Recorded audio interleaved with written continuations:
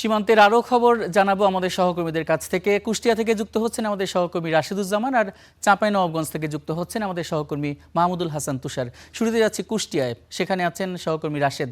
আপনাদের দুইজনকেই স্বাগত। রাশেদ, শূন্যরেখায় আটকে আছেন যে 12 জন, তাদের বিষয়ে কোনো সিদ্ধান্ত হয়েছে কিনা, আর পুশিন ঠেকাতে বিজিবি নতুন করে কি কি পদক্ষেপ গ্রহণ করছেন?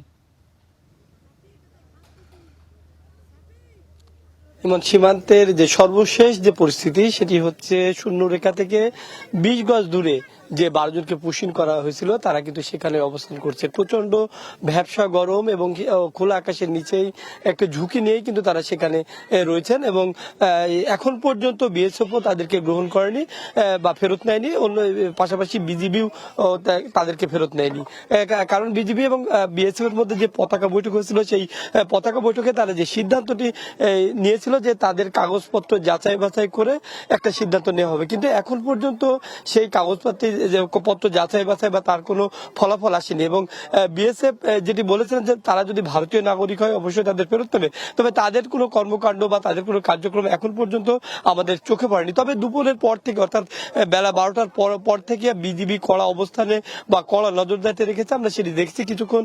এই যে আমাদের সামনে যে মাথাভাঙা যে নদীটি দেখছেন ওপারেই কিন্তু ভারতীয় সীমান্ত। আমরা বেলা 12টা পর্যন্ত বাংলাদেশের সীমান্ত অর্থাৎ শূন্যরেখার কাছ থেকেই আমরা আমাদের যে মিডিয়া কাভারেজ বা লাইভগুলো করতে পেরেছিলাম, কিন্তু এখন আমাদের জন্য নিষেধাজ্ঞা দেওয়া হয়েছে। আমাদেরকেও সাঁকু পেরিয়ে বা নদী পেরিয়ে ওপারে যেতে দেওয়া হচ্ছে না এবং সাধারণ মানুষকেও আমরা দেখছি যে তাদেরকেও সেখানে যেতে দেওয়া হচ্ছে না। একমাত্র তাদের খাবারের জন্য যারা একটু ব্যবস্থা করছেন তাদের 2-1 জন মানুষকে সেখানে যেতে দেওয়া হচ্ছে। অর্থাৎ বলা যায় যে এই পুশিনকে কেন্দ্র করে বিজিবির যে অবস্থান সেটি আরো কঠোর হয়েছে এবং তারা যে এলাকার যে মানুষগুলো রয়েছে সন্ধ্যার পরে তাদের সাথে আলাপ করেছেন, তাদের সাথে কথা বলেছেন। সন্ধ্যার পরে এই টহল তাদের সাথে আরো বাড়াবেন এমনটি তারা বলছেন। তারা বলছেন যদিও শূন্যরেখা পার হয়ে যদি তারা কয়েকবার বাংলাদেশি ভূখণ্ডে প্রবেশ করার চেষ্টা করেছিলেন, কিন্তু বিজিবি সেটি সাধারণ স্থানীয় যে মানুষ রয়েছে তাদেরকে দিয়ে তারা প্রতিরোধ করেছেন, তাদেরকে শূন্যরেখা কোনোভাবে পার হতে দেননি। এবং আমরা এটুকু জেনেছি যে সীমান্তের ওপারে যে ক্যাম্পগুলো রয়েছে সেই ক্যাম্পগুলোতে প্রচুর পরিমাণ মানুষকে নিয়ে আসা হয়েছে। সুযোগ পেলেই তারা কাঁটাতার পেরিয়ে এপারে দেবেন এমনটি এখানকার বিজিবি বা স্থানীয় যারা রয়েছেন তারা মনে করছেন।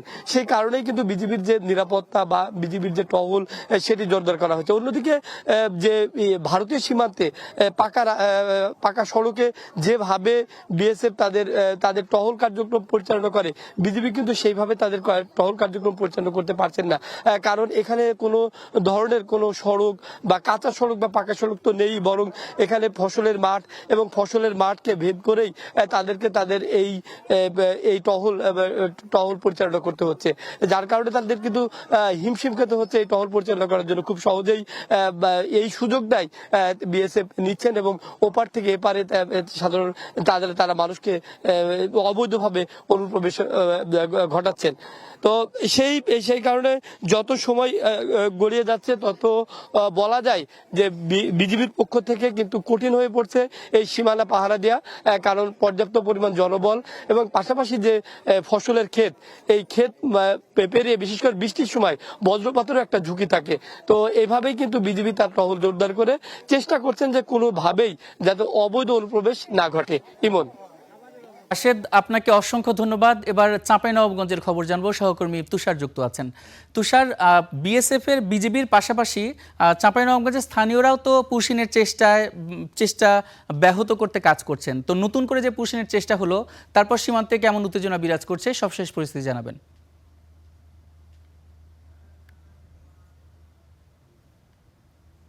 জি, যেমনটি বলছিলেন, চাঁপাইনবাবগঞ্জে গত রাতে আনুমানিক প্রায় 12টা 40 মিনিটে পুশিনের চেষ্টা করা হয় প্রায় 15 জনকে নৌকা যোগে। পরবর্তী বিজিবি তাৎক্ষণিক জানার পরে বিজিবি চেষ্টা করে তাদেরকে বাংলাদেশের অভ্যন্তরে নিয়ে আসা জানে না হয়।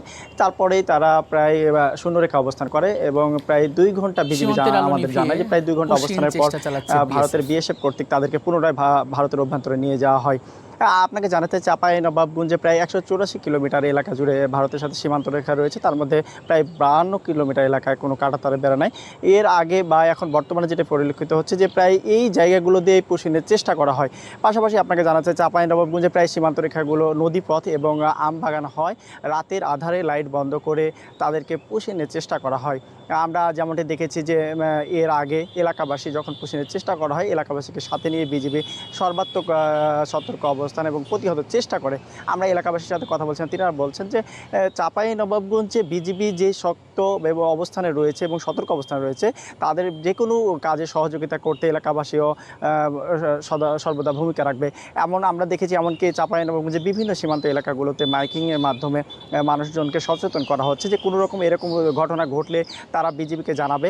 পাশাপাশি আপনাকে জানাতে চাই চাঁপাইনবাবগঞ্জে এখন বিজিবি সমর্থনে তাদেরকে সহযোগিতা করার জন্য আনসার বিটিপি মোতায়েন করা হয়েছে প্রায় 33 জন সদস্যকে।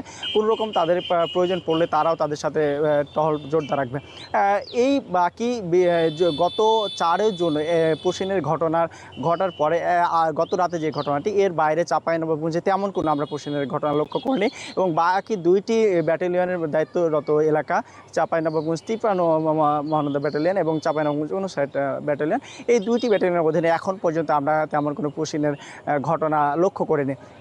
এখন পর্যন্ত চাঁপাইনবাবগঞ্জে বিজিবি এবং এলাকাবাসী সবাই, সীমান্ত এলাকাবাসী সবাই সতর্ক অবস্থানে রয়েছে। তারা চেষ্টা করছে বাংলাদেশের অভ্যন্তরে যেন পুশিনের মতন ঘটনা বা ভারত থেকে পুশিন যেন না হয়, সর্বোত্তক চেষ্টা করছেন। এই ছিল চাঁপাইনবাবগঞ্জ থেকে সবশেষ তথ্য। ইমন, তুষার, আপনাকে অসংখ্য ধন্যবাদ।